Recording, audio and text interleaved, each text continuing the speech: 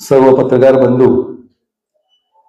आपल्याला सगळ्यांनाच माहिती आहे, आज आपल्या देशाचे पंतप्रधान माननीय नरेंद्रजी मोदी साहेब यांचा वाढदिवस आणि आजच्या त्यांचा जो जन्मदिवस आहे त्या जन्मदिवशी भारतीय जनता पार्टीच्या बरोबरीनेच संपूर्ण देशभरामध्ये विविध संघटना संस्थांच्या मार्फत अनेक कार्यक्रमांचं आयोजन केलेलं आहे। आणि सकाळी भारतीय जनता पार्टी असेल आणि त्याचबरोबरीने संस्कार भारती, संस्कृत भारती आणि श्री गुरुकुलम न्यास यांच्या वतीने आपण मोदीजींच्या जन्मदिवशी त्यांना दीर्घायुष्य लाभावं यासाठी आपण सकाळी श्रीमद भगवद्गीता पठणाचा महायज्ञ आपण यावेळेला इथे केला आणि त्यावेळेला पण तुम्ही सगळेजण उपस्थित होतात, त्याबद्दलही तुमचे आभार। आणि हे पठण आपण यावेळेला यज्ञ केला आणि त्याचबरोबरीने ज्या वेळेला माननीय मोदी साहेबांच्या वाढदिवसाच्या निमित्त आणि पुढचे 15 दिवस वेगवेगळ्या कार्यक्रमांचं नियोजन करत असताना आम्ही जेव्हा सगळे चर्चा करत होतो त्यावेळेला माननीय आमदार प्रशांतजी ठाकूर साहेब यांच्या संकल्पनेतून आणि त्यांनी कल्पना मांडली की आपण हे पठण यज्ञ करतोच आहोत, पण त्याचबरोबरीने आपण याची स्पर्धा ही सुद्धा आपण घ्यायला पाहिजे अशी संकल्पना त्यांनी कल्पना मांडली। आणि मग त्याच्यानंतर मग आम्ही सगळ्या संस्थेचे पदाधिकारी, संस्कार भारती, संस्कृत भारती आणि श्री गुरुकुलम न्यास आमच्या 3-4 बैठका झाल्या आणि मग या पद्धतीचा स्पर्धा कशी घ्यायला पाहिजे तर त्या संदर्भातला विषय चर्चा केल्यानंतर आम्ही ठरवलं की ही स्पर्धा जी आहे या स्पर्धेचं घोषणा ही आपण आज मोदीजींच्या वाढदिवसाच्या दिवशी करूया। आणि ती घोषणा करण्यासाठी म्हणून आम्ही सगळे आपल्या समोर उपस्थित आहोत। आपण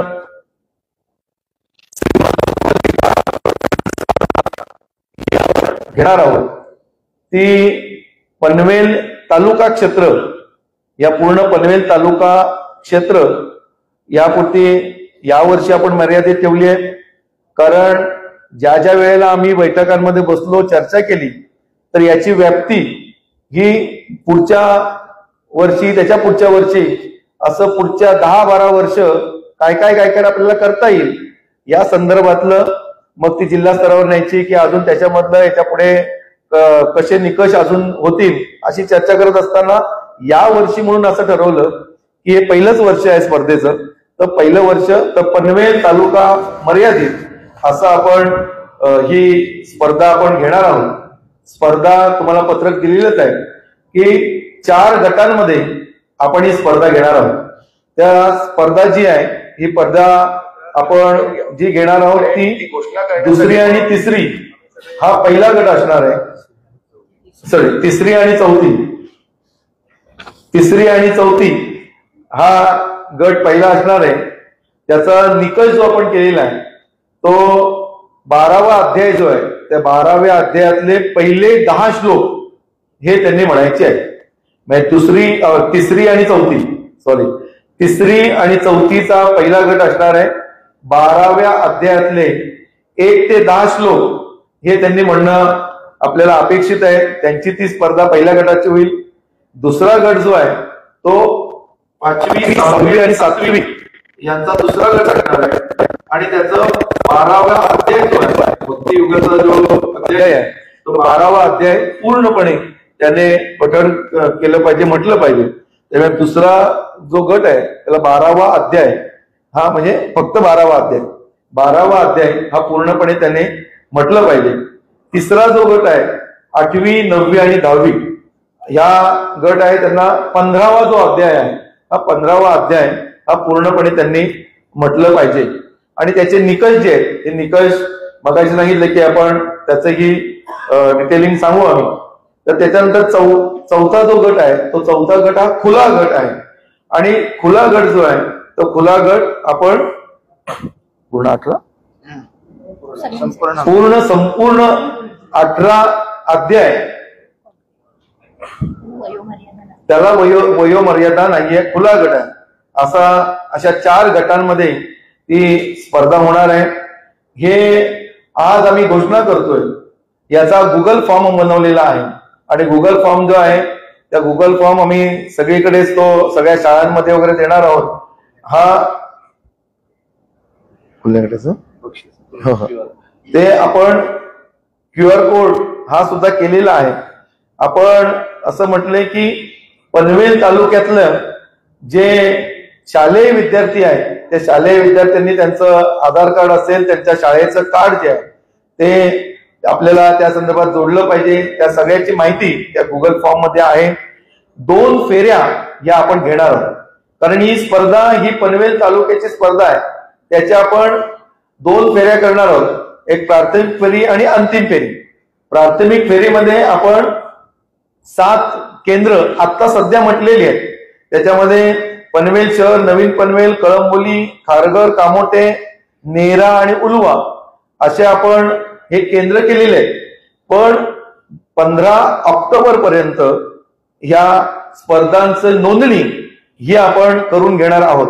आजपासून 15 ऑक्टोबर पर्यंत जेवढी नोंदणी होईल त्याच्यानुसार ज्या केंद्रातून आपल्याला समजा जास्ती नोंदणी झाली तर आपण या 7 ते 8 केंद्र सुद्धा आपण करणार आहोत.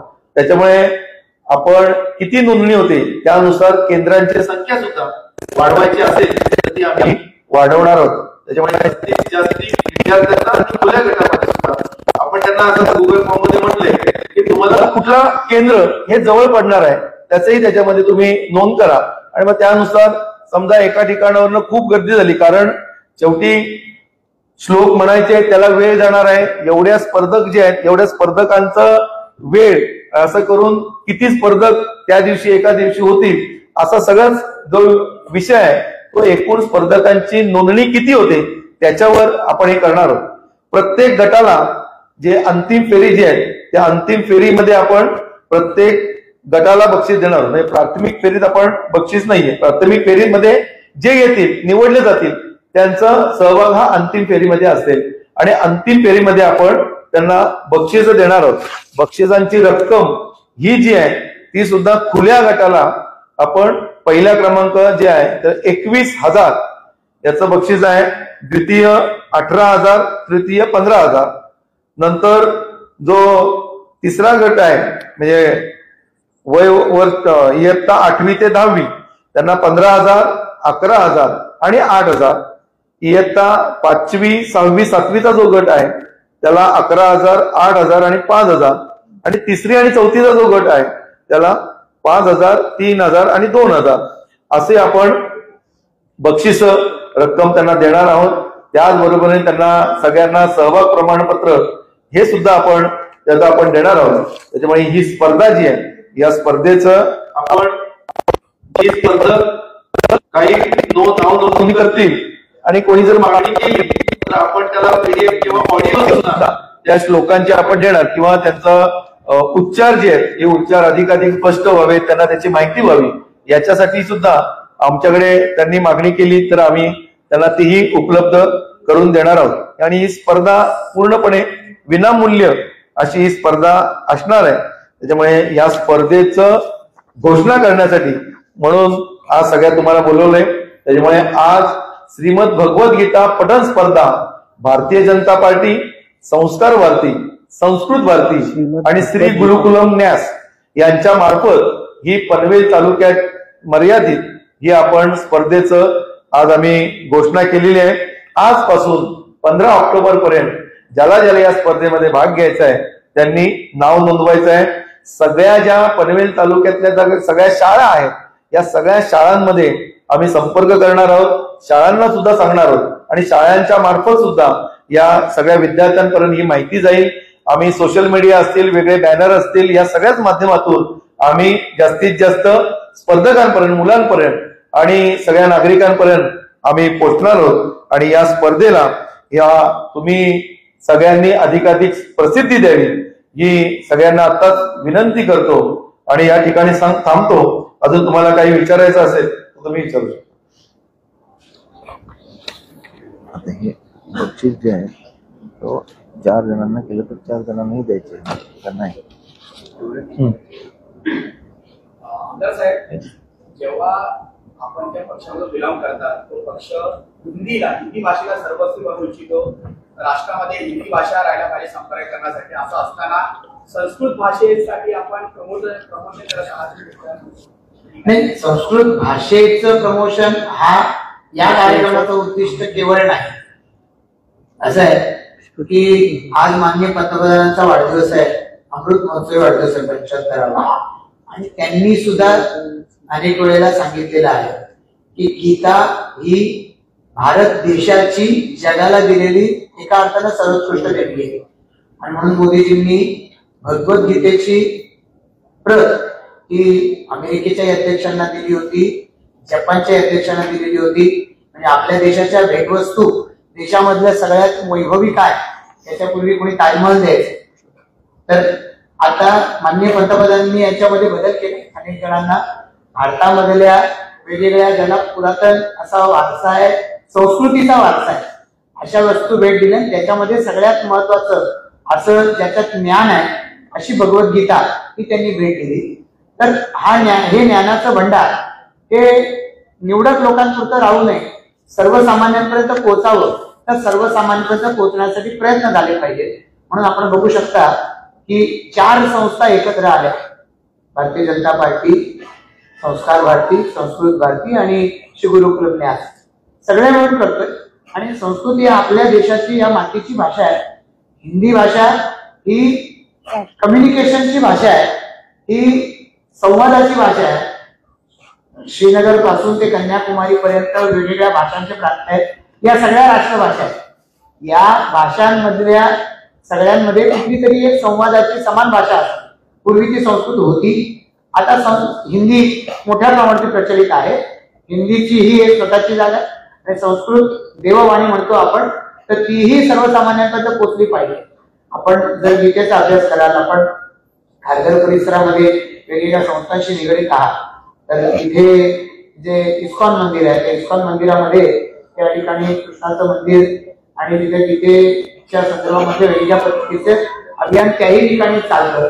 आपण जर ते गीता पाहाल आपण, तर अगदी त्या काळात सर्वसामान्य माणसं सुद्धा एकमेकांशी संस्कृत मधून बोलत होते. त्यामुळे ती जास्तीत जास्त लोकांपर्यंत पोहोचली.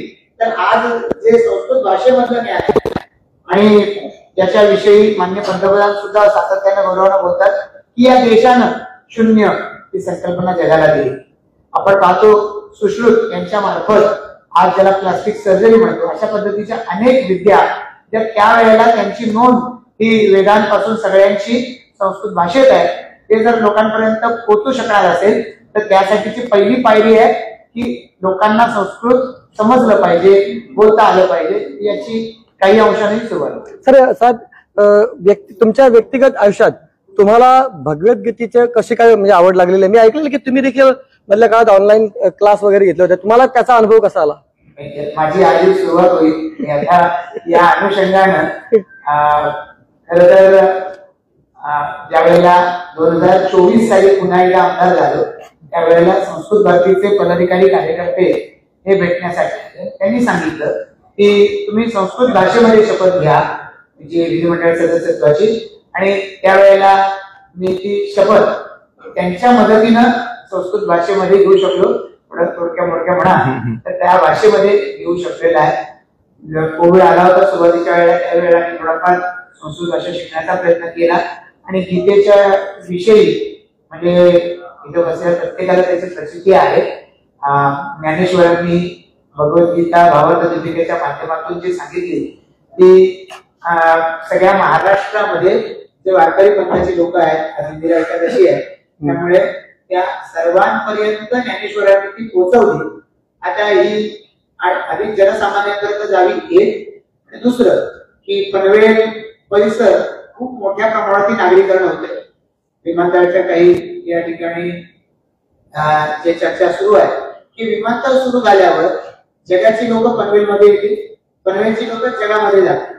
इथून जाताना ज्या संस्कृतीचा अभिमान सांगितला पाहिजे, की त्या संस्कृतीचं वैभव इथल्या सर्वसामान्य नागरिकांना कळलं पाहिजे, म्हणून या अभियानाला सुरुवात केली. आमच्या जिल्हाध्यक्षांनी सांगितल्याप्रमाणे यात आता खंड पडणार नाही, ते सातत्याने अभियान चालू आहे. तर तुम्ही व्यक्तिगत आयुष्यात म्हणजे गीता पठणाविषयी तुमची मला म्हणजे तुमचा अनुभव पाहिजे. मी ऐकलं होतं की तळोजाचे एक ग्रस्त अर्थात मी तळोजा मजकूरचा आहे, त्याच्या हरेश महाराज, तर त्यांनी मधल्या काळात आपण देखील ऑनलाईन म्हणजे शिकण्याचा प्रयत्न केला होता किंवा गीता पठण करण्याचा. ओके, या दृष्टिकोनातून आता या कार्यक्रमापासून त्याची माझी सुरुवात. देशभर एकूणच भारतामध्ये पंतप्रधानांचं विविध कार्यक्रम वाढदिवसाचं आयोजन केले आहेत. आपल्या पनवेलमध्ये विद्यार्थी दशेपासून तर सर्वोच्च विविध खुल्या गटाला या ठिकाणी प्राधान्य हा भक्तिभाव कशा प्रकारे पुढे वाढत राहील आणि जनतेला कशा प्रकारचं आवाहन करायला आहे. त्याला सर दोन प्रश्न विचारतो. एक पनवेलमध्ये बातमी हिंदी मराठी संस्कृती ऑप्शन आहे.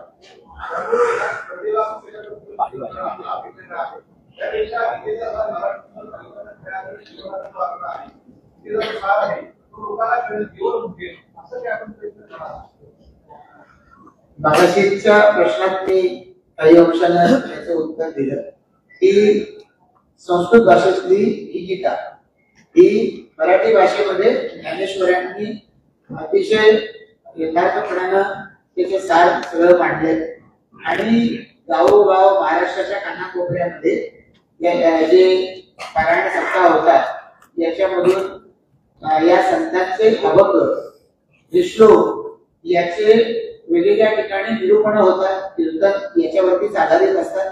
त्यामुळे हे पोचतच आहे. पण मूळ संस्कृत भाषा जी या देशाचीच भाषा आहे, तर मूळ संस्कृत भाषा आपण पाहतोय की माननीय पंतप्रधान नरेंद्र मोदी यांनी या दृष्टिकोनातून या देशामधल्या त्या भाषांचं वैभव हे जगापर्यंत पोचलं पाहिजे. इंग्रजी भाषा ज्याला जागतिक भाषा आपण म्हणतो, ती जागतिक भाषा बऱ्याच ठिकाणी बोलली जात नाही. स्पॅनिश भाषेपासून चायनीज भाषेपासून अनेक ठिकाणी लोक त्यांच्या भाषेत बोलतात आणि म्हणून माननीय पंतप्रधानांनी प्रयत्न केले की स्थानीय भाषा या स्थानीय भाषांमधून जटिल अशा पद्धतीच्या ज्ञानाचं शिक्षण, कधी इंजिनिअरिंग असेल की मेडिकल असेल, ते दिलं जावं या दृष्टिकोनातून प्रयत्न केले. तशी आता पाठ्यपुस्तकं टेक्स्टबुक बनायला सुरुवात झाली, ते सगळं त्यांच्यापर्यंत पोहोचतंय. पण आम्ही जर्मन भाषा शिकायची, आम्ही फ्रेंच भाषा शिकायची, आम्ही चायनीज भाषा शिकायची आणि संस्कृत नाही शिकायची. आणि युरोप मधले देश मात्र संस्कृत भाषा शिकतात. याच्यामध्ये अभ्यासन करणारी पीठं स्थापन झालेली आहे त्या विद्यापीठांमध्ये. आणि आमचं ज्ञान आमच्या देशातलं परदेशात जाऊन आलं की मग त्याच्याविषयी आम्हाला त्याच्यात रस निर्माण होतो. म्हणजे योग आमच्या देशाचा जेव्हा जागतिक स्तरावर पोहोचला तेव्हा आमच्या देशामध्ये जास्त जागरूकता निर्माण झाली. याचे विषय मान्य पंतप्रधान जातात ते जागतिक योग दिन त्यांनी 21 जून जाहीर केला आणि आता जगभरात साजरा होतो. पण आमच्याकडे असलेले वैभव आहे, याचे संकोच किंवा याच्या संदर्भात आम्हाला कमीपणाची भावना का असावी. मराठी आणि अन्य सगळ्या राज्यामधल्या सगळ्या भाषा आपण पाहिलं, पाली भाषेला सुद्धा आता एक वैभवाची भाषा अशा पद्धतीचा दर्जा सरकारनं दिला. अशा या देशातल्या या सगळ्या भाषा, तमिळ भाषा, या सगळ्या भाषा, मराठी भाषेला राजभाषेचा दर्जा त्याच वेळेला मिळाला. कितीतरी वर्ष प्रलंबित होती मागे. त्यामुळे या सगळ्या आमच्या देशातल्या भाषा, आमच्या देशातलं या भाषेमध्ये निर्माण झालेलं साहित्य, हे आमचं वैभव हे पुढच्या पिढ्यांपर्यंत गेलं पाहिजे ना. तर आमच्या पुढच्या पिढीला जर त्याची माहितीच नसली तर आम्ही साहजिकच आहे परदेशातलं सगळं जे ग्लोरिफाईड, जे चकचकीत दिसतं त्याच्याकडे जास्त आकर्षित होतो. त्यामुळे आपण सगळे जे सहकार्य करताय त्याबद्दल आपल्या सगळ्यांचा आभारच आहे. आणि म्हणूनच आज इथे जो आधी कार्यक्रम झाला, श्री गुरुकुलम न्यास सन्माननीय मंजिरीताई फडके या ठिकाणी उपस्थित आहे, त्या मूळच्या पुण्याच्या आहे. त्या जाऊन आपल्याकडे ठाणे जिल्ह्यामध्ये तिथे निवासी झाल्या, शिक्षकी पेशामध्ये होत्या. त्यांनी जे काम केलेलं होतं हे काम केल्यानंतरही त्यांना असं वाटलं की नाही, आणखीन हे काम अजून लोकांपर्यंत केलं पाहिजे. आणि म्हणून गीता, भगवद्गीता याविषयी समाजामध्ये ज्ञान पसरवण्यासाठी त्यांनी त्यांच्या श्री गुरुकुलम न्यासच्या माध्यमातून त्या कामाला सुरुवात केली.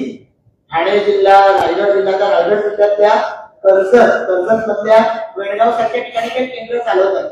हे सगळं कार्य ते आपल्या या परिसरातल्या 4-5 नाशिक पासूनच्या 4-5 जिल्ह्यांमध्ये ते गुरुकुलम याच्या माध्यमातून चालतंय. असं काम आपल्याकडे या पनवेल परिसरात केलं पाहिजे. थोडीशी त्याची सुरुवात केली की आता आपण जगाच्या नकाशावरती येणार, जगाच्या नकाशावरती आमच्या अस्तित्वाच्या गुणा या टिकल्या नाही पाहिजे यासाठी साहेब आपण आता बोललं की जगाच्या नकाशावर आता पनवेलची संस्कृती जाणार, हे वैभव जाणार. तर याच माध्यमातून मला विचारायचं की आता येत्या 30 सप्टेंबरला नवी मुंबई आंतरराष्ट्रीय विमानतळाचं उद्घाटन होणार आहे. देशाचे पंतप्रधान नरेंद्र मोदी यांच्याच हस्ते हे उद्घाटन होणार आहे. जसं पनवेलचं वैभव संस्कृती आहे तशी रायगड जिल्ह्याची किंवा संपूर्ण प्रकल्पग्रस्तांची ओळख आहे लोकनेते दिबा पाटील. त्यांचं नाव मिळून ही परत एकदा जगाला ओळख मिळणार का की लोकनेते दिबा पाटलांचंच नाव या विमानतळाला मिळालं, अशी कुठली ओळख? आता या संदर्भात मी आधी सुद्धा त्या ठिकाणी मुलाखत घेतलेली आहे. आपण आता इथे जो कार्यक्रम त्यासाठी 4 संस्थांची लोक बसलोय, तो कार्यक्रम झाला परत एकदा सुगराज भोजन आहे, सुगराज भोजन घ्या, त्यानंतरही कोण बदल नाही तर माझा वाईट. आमदार साहेब आपण हे अशा प्रकारे राजकीय काय बोललं मात्र त्याच्या पलीकडे जाऊन सातत्याने जी आपली संस्कृती आहे, आपले कल्चर आहे, ही भाषा जी आहे, ती भाषा जी लोकांपर्यंत सातत्याने पोहोचत राहावी यासाठी पनवेल महानगरपालिका क्षेत्रात किंवा आपल्या विधानसभा क्षेत्रामध्ये भारतीय जनता पार्टी काही सक्रिय राहणार आहे का पुढे जाऊन? म्हणजे हे ठीक आहे, स्पर्धा आहे, स्पर्धेनंतर पुढे संस्कृत भाषा लोकांना आमच्या दृष्टिकोनातून ही एक या विषयाची सुरुवात होईल. सांगतात अतिशय योग्य अशी सूचना आहे आणि निश्चितपणानं हे जास्तीत जास्त लोकांपर्यंत पसरलं पाहिजे. आता मगाशी म्हणाल्याप्रमाणे की पुण्याला हे खूप मोठे प्रॉब्लेम आहे. पुण्याला गीता पटण या संदर्भामध्ये अनेक संस्था काम करतायत. त्या संस्थांचं कार्य मोठ्या प्रमाणात आहे. तसं अनेक ठिकाणी झालं पाहिजे. त्यांनी प्रयत्न करायला सुरुवात केली. आज या अनुषंगानं रायगडमध्ये काही ठिकाणी काम त्यांच्या गुरुकुल पुण्याच्या माध्यमातून सुरू झालं. आता हे कार्य इथून पुढे पनवेलमध्ये अविरतपणाने सुरू राहिलं पाहिजे. या परिसरामध्ये वेगवेगळ्या शाळा आहेत. आता मी स्वतः ज्या शाळेत शिकलो, दुर्दैवानं 9वी पर्यंत संस्कृत विषयच नव्हता मला, पण मी संस्कृत विषय अभ्यासच करू शकलो नाही. मग असा प्रश्न विचारला गेला. आता मला वाटतं असं की आपणही संस्कृत भाषेचा अभ्यास केला पाहिजे. अशी विद्यार्थ्यांची सुद्धा ही संस्कृतची बस चुकली नाही पाहिजे यासाठी विद्यार्थी दशेपासून या स्पर्धा यामध्ये आम्ही सातत्य ठेवू. खुल्या गटासाठी या स्पर्धा ठेवल्या की ज्या माध्यमातून गीता आणि याच्या पुढे संस्कृती विषयाकडे लोकांचा कल वाढावा, संस्कृत भाषेविषयीचा अभ्यास लोकांचा वाढावा असे प्रयत्न आम्ही भारतीय जनता पार्टी म्हणून निश्चितपणानं करू. संस्कार भारती, संस्कृत भारती या क्षेत्रामध्ये खूप मोठं काम करतायत. मगाशी आपण ऐकलं बाहेरही तिथं त्यांनी त्यांचं साहित्य तुम्ही तुमच्या घरी बसल्या बसल्या संस्कृत भाषेची ओळख कशी करून घेऊ शकता, छोट्या छोट्या पद्धतीचे कोर्सेस यातून कसं करू शकता, त्याची परीक्षा द्या आणि मग परीक्षा देऊन त्याचं मधलं प्रावीण्य प्रमाणपत्र तुम्हाला मिळू शकतं. अशा सुविधा त्यांच्या आहेत. आता हे लोकांपर्यंत पोहोचलं तर होऊ शकेल. आता सध्याचा लोकांचा जो वेळेचा स्पेस आहे हा टीव्हीवरच्या वाहिन्या आणि या सगळ्यांनी व्यापलाय. आता जेव्हा लोकांच्या पुढे हे तुमच्या माध्यमातून येईल, मीडिया, सोशल मीडिया याच्या माध्यमातून येईल, मला असं वाटतं की पनवेलमध्ये हे परिवर्तन घडू शकतं. तुमच्या सहकार्याची आवश्यकता आहे. विद्यार्थी आणि मुलांना सर्वांना ज्यावेळेस समावेश करून घेतलेला आहे, एकूणच या भक्तिभावामध्ये कशा प्रकारचा आवाज एका व्यक्तीला पत्रकारांना विचारायचे किती प्रश्न विचारायचा अधिकार? सर्वांचा सर्व वयोगटातल्या मंडळींना आव्हान आहे त्यांनी या अभियानात सहभागी व्हावं. आज जसं या ठिकाणी या पत्रकार परिषदेच्या माध्यमातून ही घोषणा होते स्पर्धेची, याच्या आधी या ठिकाणी वेगवेगळ्या वयोगटातली लोक समोर आणि मंचावर उपस्थित होते. सन्माननीय मंजुरीताईंनी त्यांच्या डावीकडे उजवीकडे जे त्यांचे शिष्य बसले होते, कोणीतरी या अनुषंगानं म्हणजे स्पर्धा परीक्षा देत आहे, कोणी या संस्कृत भाषेमध्ये MSc केलेला आहे. हे सगळं अनुभव आणि हे सगळे आपण म्हणूया की आपल्यासमोर दाखले दिले गेलेले आहेत. तर अशा पद्धतीचे कार्यक्रम लोकांपुढे जेव्हा येतील तर सगळ्या वयोगटातील लोक या अभियानात सहभागी होतील असा आम्हाला विश्वास आहे.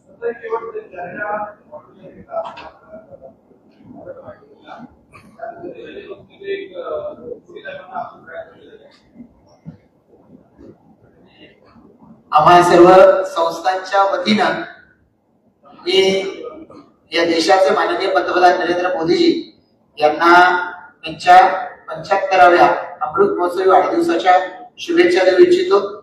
मोदीजींचं व्यक्तिमत्व हे खरंच तुलना करण्याजोगं नाही. इतकी त्यांच्या व्यक्तिमत्वाची उंची ही आपल्याला त्यांच्या देशाच्या सेवा काळात जाणवलेली आहे. गुजरातचे ते मुख्यमंत्री राहिले, आता देशाचे पंतप्रधान म्हणून ते काम करत असताना एका वर्षाला आपल्या सगळ्यांच्या 365 दिवस असतात, पण या प्रत्येक दिवसातला प्रत्येक क्षण देशाच्या कारणासाठी लावताना स्वतःचा कुठलाही स्वार्थ नाही अशा पद्धतीचं त्यांचं काम करणं, त्याला कर्मयोगी अशा पद्धतीचं विशेषण अनेक लोक लावतात आणि ते प्रत्यक्षरित्या त्याचं जीवन जगताना ते आपल्याला सर्वांना पाहायला मिळत आहे. त्यांच्या कार्याला त्या शुभेच्छा देऊन त्याचबरोबरीनं असं कार्य या देशासाठी आणखी खूप काळ त्यांनी करण्याची आवश्यकता आहे. त्यांनी या संदर्भामध्ये देशाची सेवा अविरतपणानं करत राहावी यासाठी परमेश्वरानं त्यांना उदंड आयुष्य द्यावं, शतायुषी करावं अशा आमच्या सर्वांच्या वतीनं त्यांना सदिच्छा. धन्यवाद सर्वांचं. एक मिनिट यावर. नमस्कार. आपण उत्सुकता दाखवता आहात ते खूप छान वाटतंय आणि काही प्रश्नांच्या बाबत थोडासा खुलासा श्री गुरुकुलम न्यासाच्या वतीने करू इच्छिते. मगाशी जे बोलले की भगवद्गीता संस्कृत मध्ये आहे आणि मग मुलांपर्यंत कशी ती संस्कृत उच्चार एवढाच आपला उद्देश आहे का, तर तसं नाहीये. श्री गुरुकुलम न्यासानी भगवद्गीता पठण तर घेतातच, पाठांतर स्पर्धा, पण त्याचबरोबर अध्यायांवरती मुलांना समजेल असा अर्थही मराठीमध्ये हिंदीमध्ये तयार केलेला आहे आणि तो अर्थ मुलांना देऊन त्याच्यावर ऑब्जेक्टिव्ह टेस्ट म्हणजे वस्तुनिष्ठ प्रश्नावली पण मुलांना दिली जाते आणि त्या माध्यमातून मुलांना भगवद्गीतेचा अध्याय हा मराठीमधून पण समजतो, त्यांची मातृभाषा हिंदी असेल तर हिंदीमधूनही समजतो. इतकंच नाही, शालेय पातळीवर तर हे काम करतोच आपण, पण चित्र माध्यम सर्वांना आवडतं.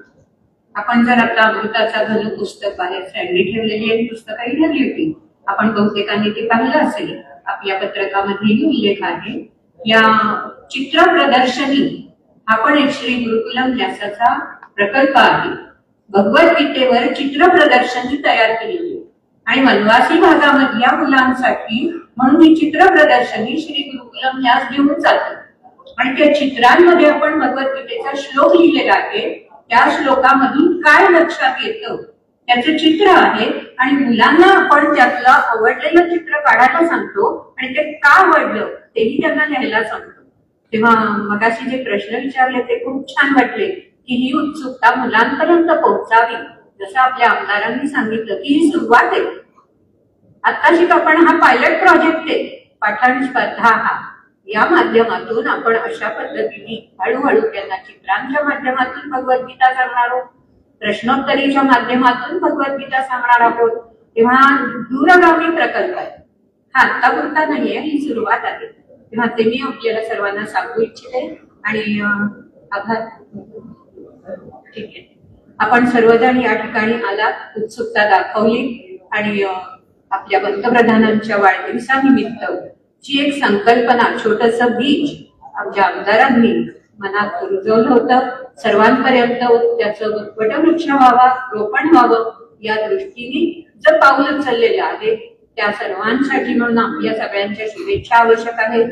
आपल्या सगळ्यांची मदत अपेक्षित आहे, सहकार्य अपेक्षित आहे आणि पुन्हा एकदा आपल्या पंतप्रधानांना दीर्घायू लाभावं आणि आपल्याला दीपस्तंभ म्हणून त्यांनी सदैव मार्गदर्शक राहावं ही अपेक्षा आपल्या सगळ्यांच्या मनात असणार आहे. तीच व्यक्त करते आणि आपल्या सगळ्यांचे पुनश्च एकदा आभार मानते. जेव्हा काही आपल्याला प्रश्न विचारावेसे लागतील, मला तर वाटतंय आमदार आपल्याला सदैव उपलब्ध असतात, तेव्हा केव्हाही आपण निश्चितपणे या संस्थांपैकी कोणत्याही संस्थेच्या प्रतिनिधींना आपण प्रश्न विचारू शकता, अधिक जाणून घेऊ शकता. आम्हालाही कार्य करायला त्यातून स्फूर्ती मिळणार आहे. तेव्हा पुनश्च एक बार सर्वांच्या वतीने धन्यवाद.